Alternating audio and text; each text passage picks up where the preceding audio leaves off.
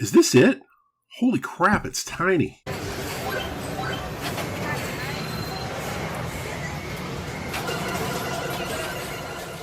Greetings, Retro Zoltan here. I present to you what I can only describe as the smallest gaming handheld in the world, the Thumby. What is this? For ants!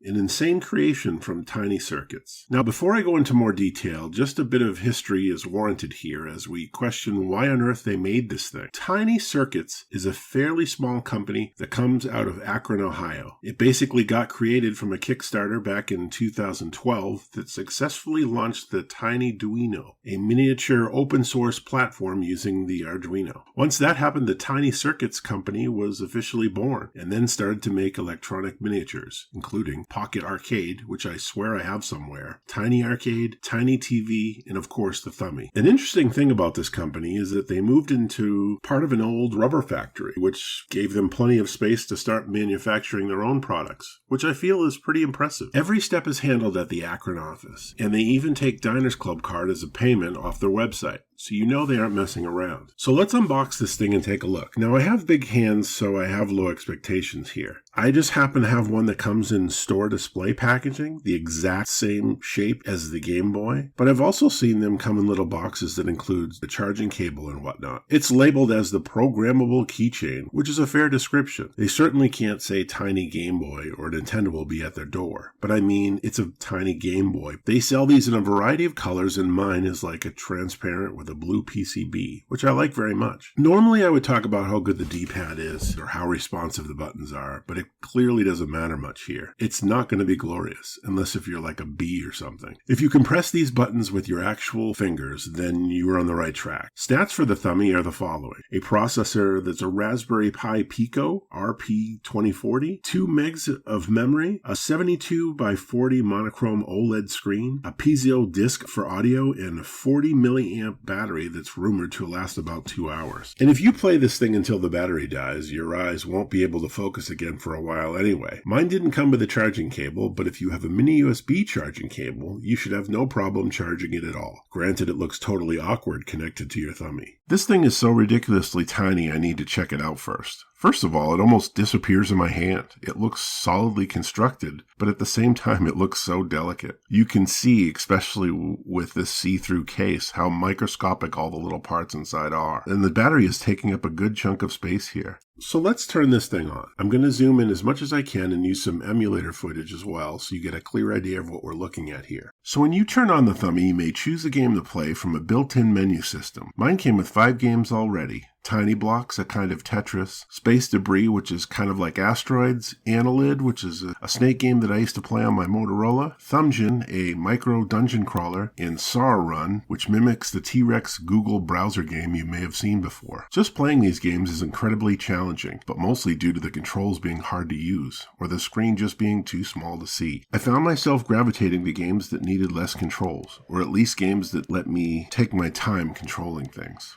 When these games eventually get boring, you have the ability to add many more, since the Thumby is also capable of holding a large number of extra games in its internal memory. Games are being created all the time, and TinyCircuits makes it easy to put them on using the online software. If you want to make your own tiny games, it's a thing using MicroPython, a text code editor, or Blockly, a visual block editor. If you know what Python is, it may be your preference, but if you're less into programming or want a new experience, Blockly might be your thing. The best way I can describe Blockly is it's a visual code editor that uses interlocking graphic blocks to represent code concepts like variables, logical expressions, loops, and more. I use something very similar to this called XMaker when making a program for my Xtron Pro. With a programming background, I still found fun. I may be corrected on this, but I believe the difference between Blockly and XMaker is Google versus Microsoft, but both work pretty much the same. If you want to play around with either, I'll provide links below. And the best part is you don't need Thumby or anything else to play around with this stuff. It's free. Your imagination and small amount of hardware resources are your only limit. A few things I noticed after playing around with this thing is that the volume isn't really loud. It works, but you have to be in a completely quiet room to hear anything at all. There is a settings section after fiddling around with the menu that turns on or off the speaker, but that's all I could find. I also found the brightness when turned down low gave you a much better picture if you're making YouTube videos. I have regrets I didn't find this earlier. Not that I think anyone would use it, but the Thumby also has the ability to link up to other Thumbys using a special link cable that's sold by TinyCircuits. All this so you can play, well, two-player games. It seems like a ridiculous thing to do, but then again, look at this thing. Oh, it does have a keychain connected, but would I use it as a keychain? Maybe. I'm reminded though of the time I had Tamagotchi in a keychain and it broke off and was lost for a day, so I might not do that. It seems to me that TinyCircuits has taken the Thumby as far as it can go, other than making a color screen for it. What do you think? What else would you like this thing to have? So why is TinyCircuits so obsessed with tiny things? I wish I knew, but the novelty of these things certainly has people's attention. I think people would agree with me that the Thumby is an engineering wonder.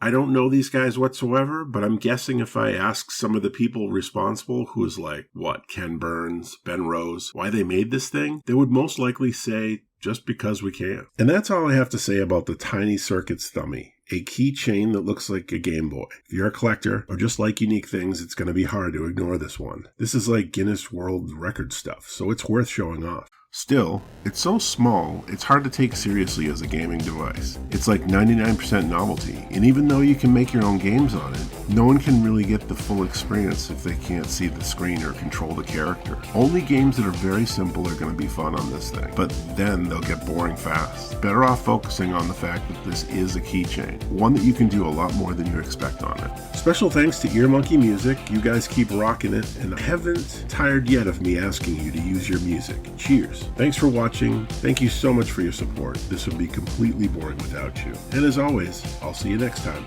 Bye.